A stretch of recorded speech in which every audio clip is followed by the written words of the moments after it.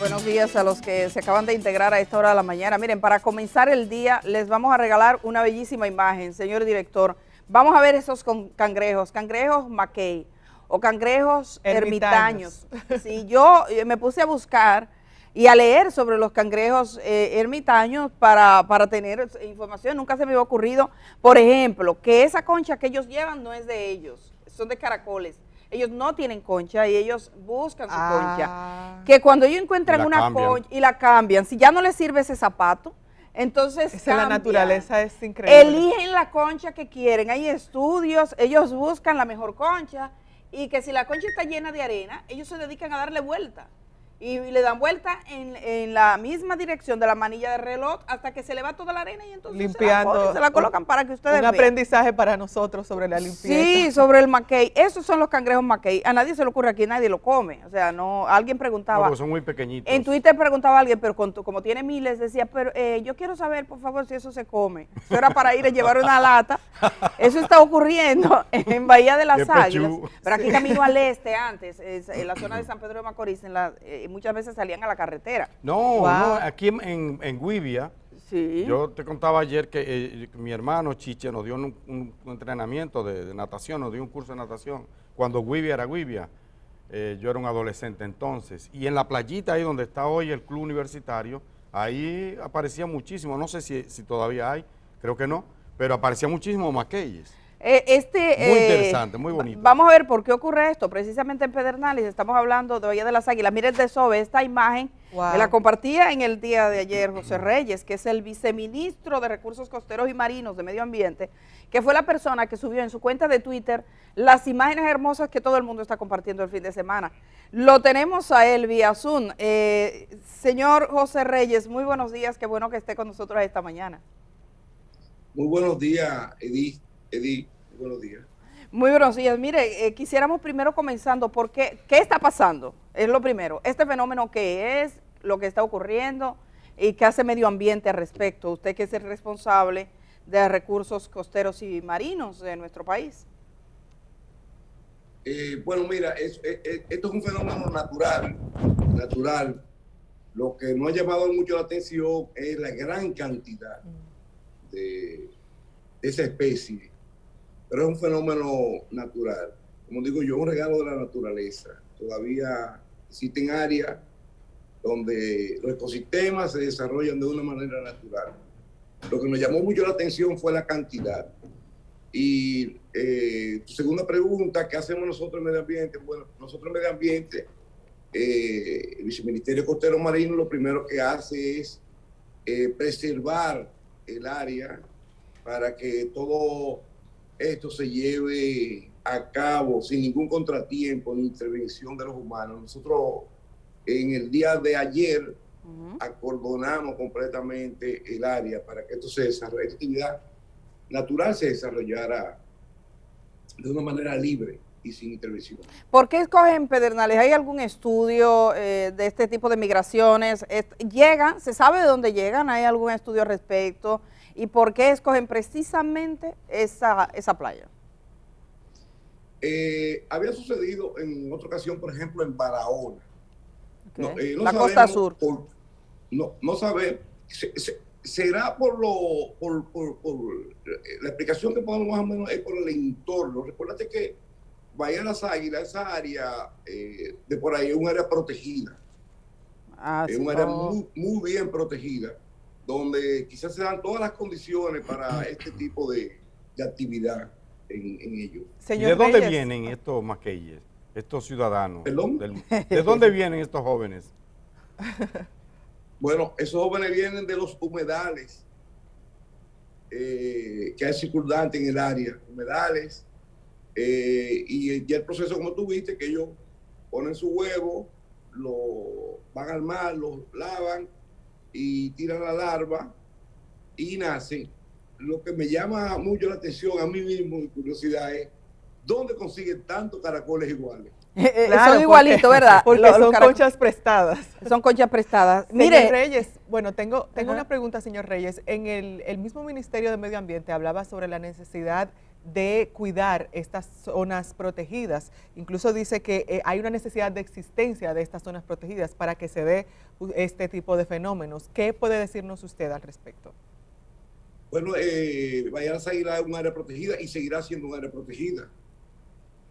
Pero ¿se necesitan áreas, este tipo de fenómenos solamente se da en áreas protegidas o se podría dar en otra área? No, se puede dar en otra área, Se ha dado el caso, nunca, de verdad, nunca tanta cantidad, pero se ha dado el caso, por ejemplo, en Barahona, en el mismo Guayaíbe y en otras zonas del país se ha dado el caso, pero no tanto como tú puedes ver como se pudo ver, es Sí. increíble. Y todavía usted me comentaba en el día de ayer que se esperaba que anoche siguieran llegando.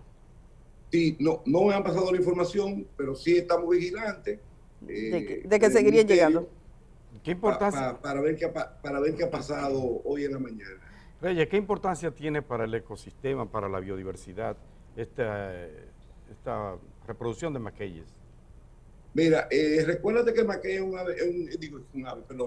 es una especie carroñera que son, pero también a la vez es fuente de comida para los peces, los pájaros y para otros cangrejos también.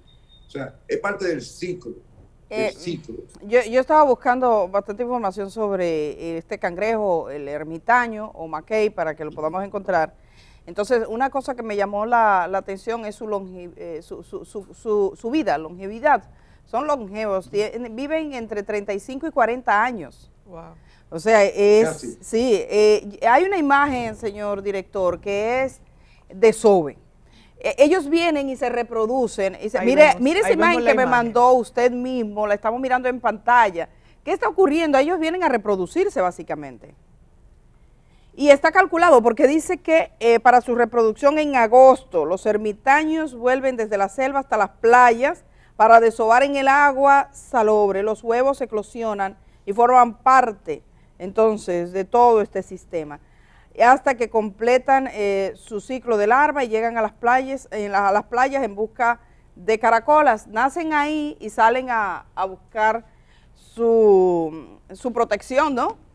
Qué fenómeno más lindo. Le agradecemos mucho a usted que dirige esta área. Y bueno, Sí. yo no sé si se dan con otras especies. Además, pues tenemos las ballenas jorobadas que llegan a Samaná, pues son unas cuantas, pero así de masiva, ¿qué otras migraciones podemos encontrar en nuestras playas, en esa área del Caribe?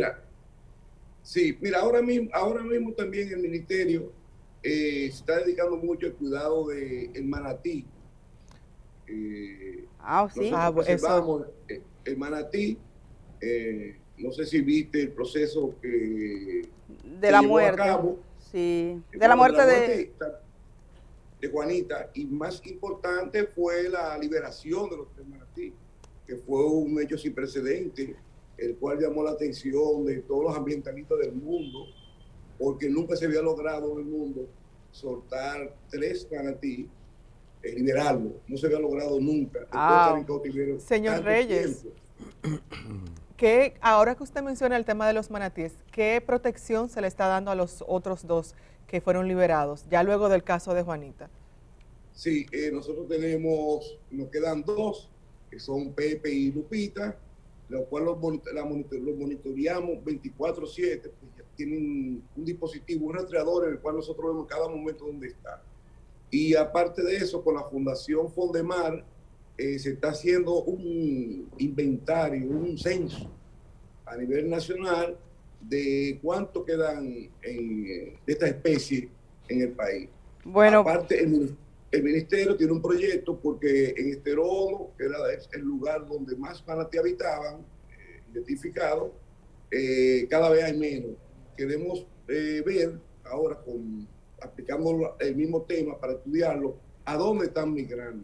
Porque, por ejemplo, ya tenemos datos de que en Samaná hay más manatí de la cuenta. O sea, que puede ser que esté migrando y ver por qué están migrando. Bueno, pues mire, le agradecemos muchísimo, gracias por las hermosas imágenes que usted ha regalado de los cangrejos ermitaños. Otro día seguimos conversando de los recursos costeros y marinos.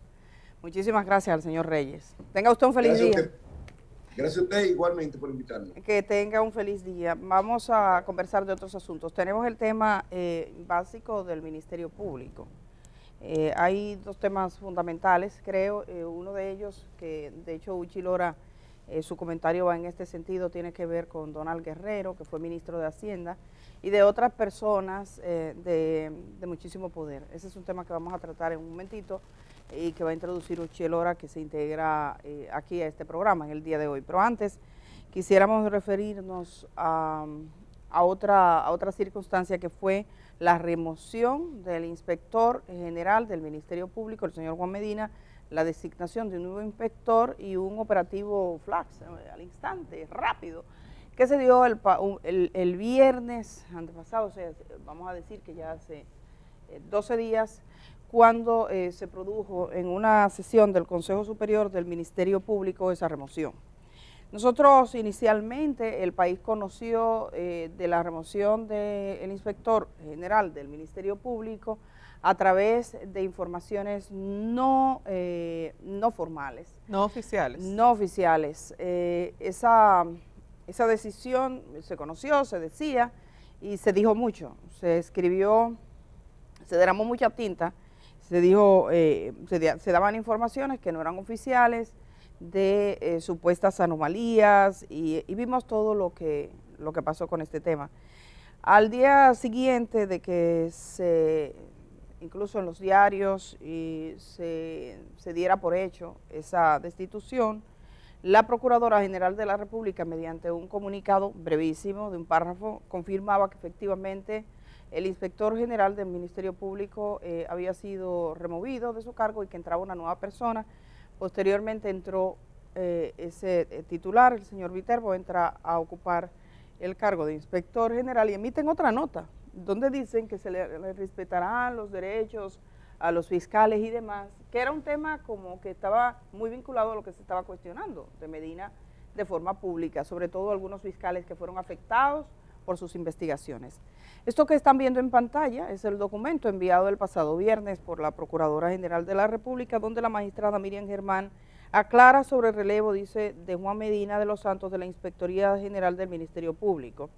La Procuradora Miriam Germán pidió el viernes el cese de especulaciones y conjeturas que puedan dañar la moral del Procurador Adjunto Juan Medina de los Santos, sustituido en sus funciones de la Inspectoría del Ministerio Público, esta semana por decisión del Consejo Superior del organismo persecutor. Dice la Procuradora General y Presidenta del Consejo Superior del Ministerio Público sobre el relevo de él y la sustitución por parte del Procurador Adjunto José Viterbo Cabral González.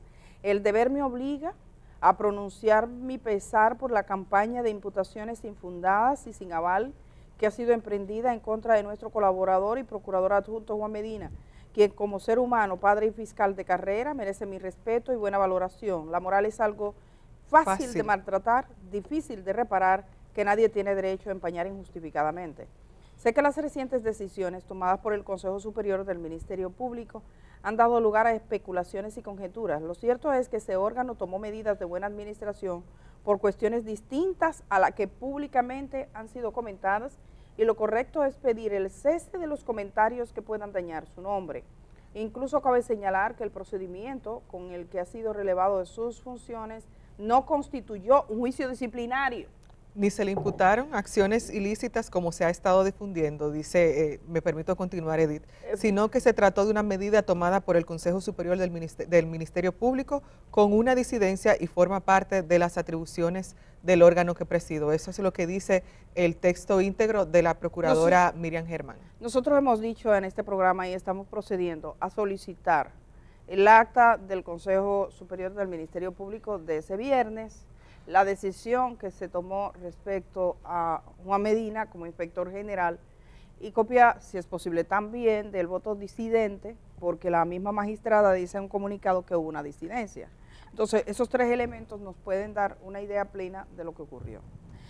Ahora bien, ese comunicado que llega, yo creo oportuno, sí, o sea, está bien que la magistrada lo diga, pero llegó varios días después de que un procurador que tiene una función que no es agradable, la función del quien persigue el delito, no es una función agradable. Si usted quiere trabajar en algo agradable, vende flores. Y usted vendiendo flores difícilmente se encuentra un lío. Pero si usted persigue delincuentes, sí se puede encontrar un lío, estén fuera o dentro del Ministerio Público. A mí me preocupa un poco digamos que la estructura del Ministerio Público, por una razón básica.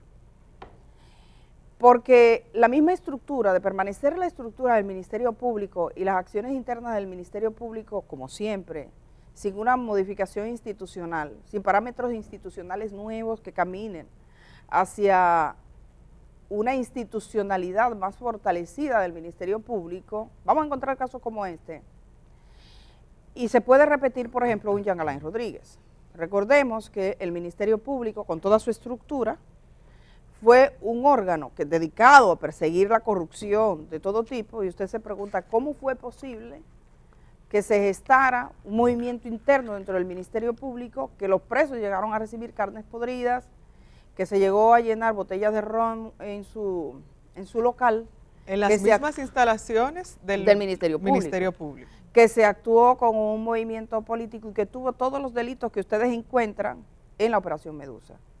Eso con una institucionalidad que funcione no es posible. Por lo tanto, el problema nuestro no es solamente que se juzgue a las personas responsables de las imputaciones que se están señalando en la Operación Medusa, sino que el Ministerio Público tenga la capacidad de renovarse a sí mismo y que no sea una renovación de paso por el titular que esté.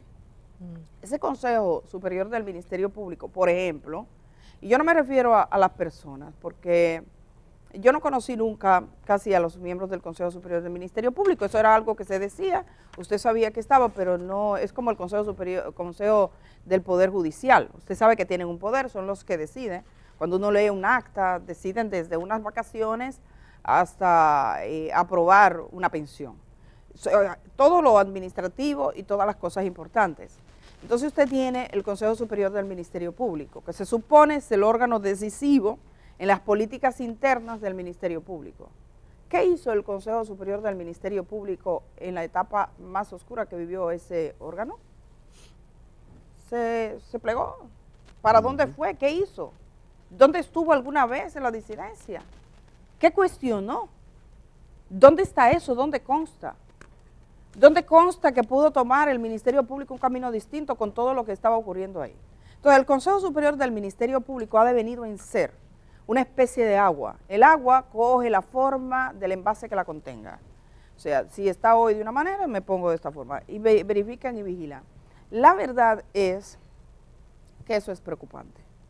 En el caso y de... también, Edith, disculpa que te interrumpe ahí, también ahora uno entiende mejor por qué se empeñan algunos sectores políticos en que no haya independencia real del Ministerio Público y por qué la sociedad tiene que insistir en que el Ministerio Público sea realmente independiente, que no dependa de que Abinader quiera, ay mira, yo quiero un Ministerio Público independiente, que es un asunto privativo de él, exclusivo, así.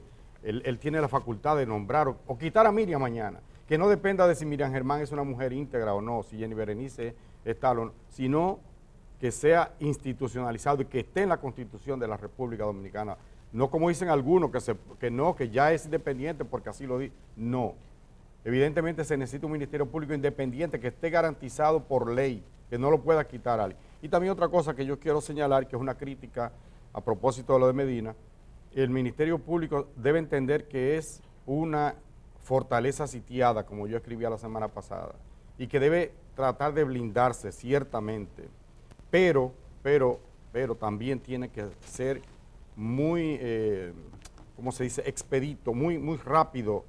Debe ser fluida la información para que no dé paso a especulaciones. La falta de información se cubre, no se queda vacía. Exactamente. De hecho, no está la información todavía. La falta de información siempre se cubre. Sí, se cubre, pero se cubre por gente interesada. No, por supuesto, hay mucha gente interesada. Yo tengo entendido que la destitución de Juan Medina la celebraron antes de que se produjera. Ya. Incluso eso se celebró, eso hubo un lugar donde se celebró la destitución del inspector general, se celebró antes de que se produjera. ¿Cómo pasó eso? Yo no lo sé. Edith, incluso la Asociación de Fiscales, Nacional de Fiscales, saludó la desvinculación de Juan Medina y decía que esa inspectoría pues había causado muchos problemas, muchas situaciones en todo lo que tiene que ver con el Ministerio Público y los fiscales. Germán, tú comentabas sobre la independencia del Ministerio Público y yo pienso que, así como decías, que hay que no perderle ni pie ni pisar a el tema de la independencia del Ministerio Público.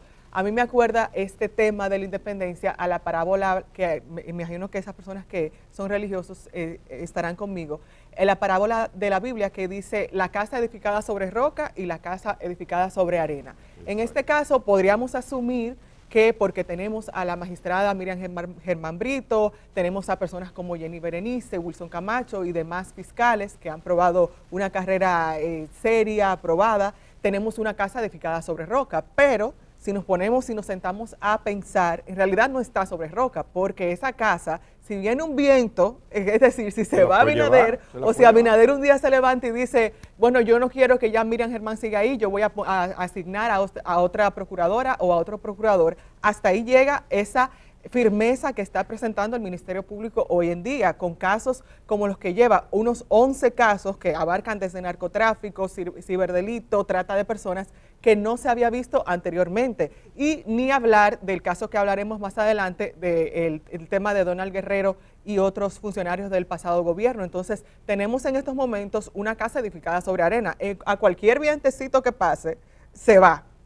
Y eso es algo que tenemos que defender y que tenemos que luchar por lograr esa independencia del Ministerio Público. Y también con relación al caso de Juan Medina, hablamos del silencio y la importancia del silencio. David la semana pasada hablaba sobre eso. No podemos, tenemos que estar muy atentos, no podemos como sociedad llevarnos del ruido, hay que pensar, hay que meditar, hay que esperar, como decía Edith, a que avancen investigaciones, a que se dé un tema que se explique formalmente qué pasó en este caso de Juan Medina y en otros casos. No podemos llevarnos del ruido y también el Ministerio Público tiene que tener en cuenta que el ruido se esparce rápidamente. Lamentablemente no nos sentamos a pensar y a meditar. Hay una cosa, por ejemplo, referías a la Asociación Específica de Fiscales que saludaba, bueno, pero yo recuerdo cuando, y ahí están las informaciones, cuando se denunció cómo se manipuló el concurso de fiscales, que siempre he dicho, el problema no eran los fiscales que iban a ser designados, algunos de los cuales comenzaron a nombrar gente antes de que el concurso se realizara. Era el mensaje que mandaba, es decir, tú le das a un fiscal una posición que puede obtener lícitamente, pero se la das de dedo y ese fiscal siempre te debe el dedo. Es un tipo de vinculación que se puede explicar y se puede comprender mejor de lo que se podría comprender entonces en estos días, porque tenemos un expediente ahí claro, de por qué razón probablemente se estaban tomando este tipo de decisiones. En ese momento, ese órgano específicamente saludó el concurso de fiscales y dijo que eso era una cosa fenomenal. De hecho, hubo manifestaciones donde venían fiscales y se decía que, miren, por ejemplo, este titular, es oportuno precisar que esas voces que se levantan para cuestionar en el Ministerio Público no nos representan, porque nosotros somos un cuerpo conformado por más de 1.200 fiscales, de los cuales apenas 19 son los que en este momento están atentando contra la carrera para anular nuestro concurso y los derechos adquiridos por todos los fiscales del país. Entonces, eso fue apoyando a Jean Alain Rodríguez. O sea, aquí las entidades internas deben revisar el rol que se ha jugado de manera determinante. En este momento es precaria la información que el Ministerio Público ha ofrecido sobre eso. Es necesario, es pertinente, por eso nosotros dijimos desde el primer momento que íbamos a pedir vía ley el libre acceso a la información pública, el acta, la resolución y el voto disidente. Que eso podría explicar exactamente qué fue lo que ocurrió en el Ministerio Público. Además está decir que, por ejemplo, en el caso del inspector Juan Medina fue designado y su tiempo de 2 años se vencía justo en el mes de agosto. Le faltaban 20 días. Le faltaban pocos días. Entonces había una prisa inusitada que también tendría que ser explicada. Si bien es cierto que ahí están las palabras de la magistrada Miriam Germán, que dice, bueno, señores, por favor, eviten las especulaciones. Hay que recordar siempre que si no se da la información oportunamente. Si no se da la lo sustituye información. otra cosa. Sobre todo, cuando usted tiene alguien que está dedicado a perseguir delincuentes dentro del Ministerio Público. Yo pregunto, ¿qué pasa con la gente denunciada? Porque dicen que aquí se está acabando los fiscales, que esto es una persecución, pero la verdad es que no se nota apenas, porque yo conozco, por ejemplo, un audio de un fiscal que le pide dinero a una madre para soltarle a su hijo, le dice hipoteque la casa. Ese fiscal está suspendido, pero sigue cobrando su salario. Sí. Sigue cobrando su salario porque, según lo que tengo entendido, así es que se procede. Sigue cobrando su salario. Aquí hay cantidad de fiscales. ¿Cuántos fiscales están suspendidos por la comisión de hechos que vulneran incluso la ley? Por hacerse cómplices. Sí, Edith. Y eso pasa tiempo y siguen cobrando. ¿Qué decisión ha tomado el presente Consejo Superior del Ministerio Público frente a ese tipo de situaciones? Porque si nos están diciendo que este es un tiempo de persecución a los fiscales que cometen delitos en el país, la verdad es que eso no se siente. Mire, abusos cometidos contra fiscales, Edith. Sí, pero ellos dicen, pero ese es su argumento, pero yo quiero decir, cuando usted lo nota y usted lo busca. Nosotros tenemos una niña que se sentó y dijo, yo no sé qué está esperando el Ministerio Público, ¿será que me maten? Para poder actuar en contra del hombre que la estaba acosando. Y la mataron. Y la mataron. Entonces usted que está en su casa, yo le pregunto, ¿usted cree que eso es razonable? Que esas personas sigan siendo, esas personas no sean por lo menos investigadas y que el Ministerio Público le responda a esta ciudadanía. ¿Por qué razón falló en dar asistencia a esa niña, que era una niña, a fin de cuentas, cumpliendo apenas los 18 años? Lo que pasó en Dajabón, lo que pasó en Pedernales, que son temas vinculados a violencia de género.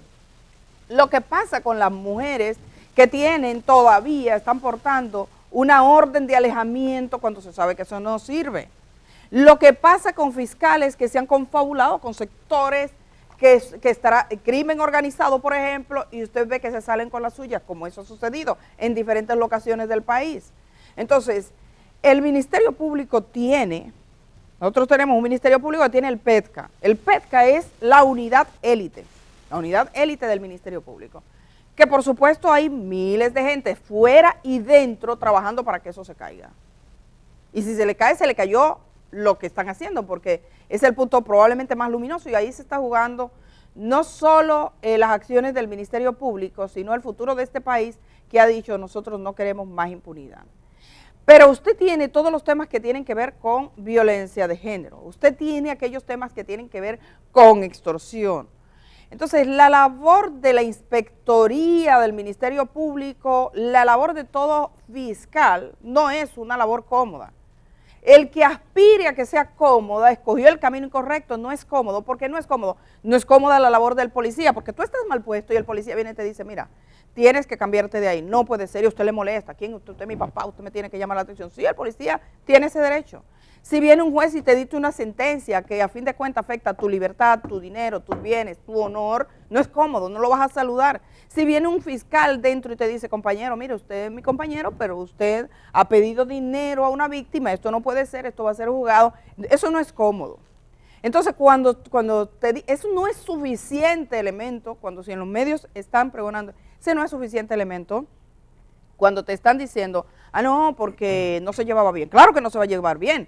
¿Qué nos están diciendo? Que vamos a vivir con un ministerio público donde todos son compadres, donde todos se llevan bien, donde todos tienen amores, donde es una maravilla y estamos bien. Si ese ministerio público que heredó y que fue posible tener la estructura que permitió lo que aquí pasó, que también es parte responsable, mucha gente que no figura como imputado, no se revisa a sí mismo, no revisa sus métodos y no revisa cómo fue posible, esa es una labor que no va a ser cómoda. Nosotros no vamos a ir para ningún lado de cara al futuro. Se disgrega o ponen a pelear y dicen el PETCA se está peleando y ya está, se terminó la historia. Por lo tanto, sí, yo no sé bien, porque creo que la única manera de nosotros documentar lo que verdaderamente pasó es yendo por la ley de libre acceso a la información pública, porque el comunicado tampoco es suficiente. Claro que es válida la solicitud de la magistrada Miriam Germán, uno confía en lo que ella dice, pero evidentemente no es suficiente, porque ahora este es un tiempo hasta en el que los bebés cuando comienzan a gatear, comienzan a pedir explicaciones. Cuando usted le dice a un bebé, haz esto, te dice, ¿por qué? Te dice por qué. Los ciudadanos de este tiempo No, y preguntan lo buscan por en qué. Google. Se quitan el bobo y lo buscan en Google. Entonces, los ciudadanos preguntan por qué. Miren, hay más Mira, cosas con el Ministerio Público. Tenemos sí. que ir a la pausa, ¿te parece? Y regresamos acuerdo. porque vamos a seguir con el Ministerio Público. Tenemos el caso de Donald Guerrero, la filtración de un documento relevante en un proceso de investigación, que fue lo que pasó. Y Uchilora también se integra con nosotros esta mañana. Bienvenido, Uchilora. Cuando regresemos vamos con él para comenzar a exponer este tema.